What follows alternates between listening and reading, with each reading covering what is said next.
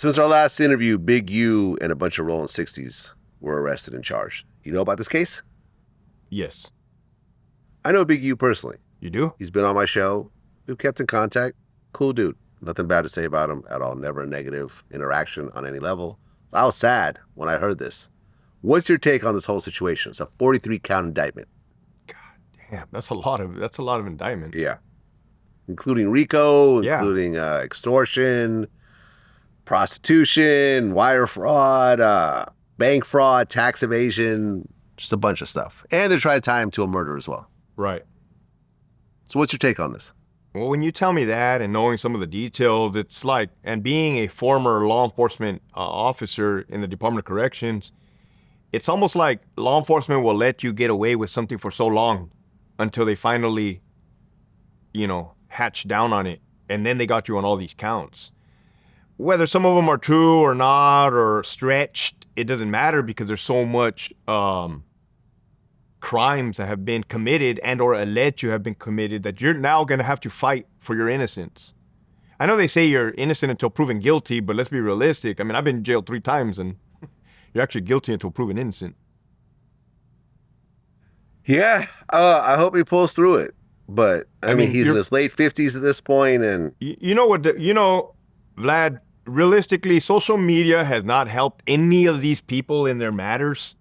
A lot of people talk an awful lot. And this is just me watching. I'm very careful with what I say. Maybe I may have slipped here or there, but I'm very cautious to not slip up. But I also try to live a good life where I'm not jeopardizing my freedom. Well, yeah, I mean, he's reportedly representing himself after his lawyer quit, based on lack of communication and so forth. Have you seen inmates represent themselves?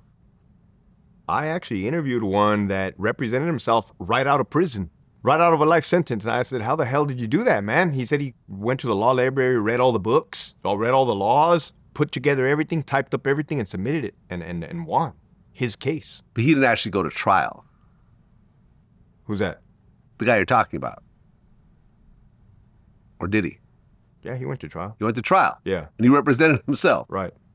I don't know how you would even do that. I mean... I don't advise it because you really have to know what you're doing, which I don't... Well, yeah. I mean, in the middle of the case, you can say, I object. And then the judge will be like, no, you can't object. Like, that doesn't apply here. There is that saying, the one who represents himself as the idiot for a client. Have you ever heard that? No. You never heard that? No. The individual that represents himself has an idiot for a client. Yeah. So that's the only reason why I would never represent myself if I ever got jammed up.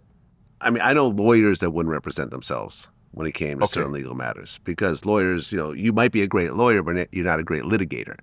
And that will change everything in a court. So just from watching TV, man, I know not to represent myself and to invoke my Fifth Amendment. Just from watching TV.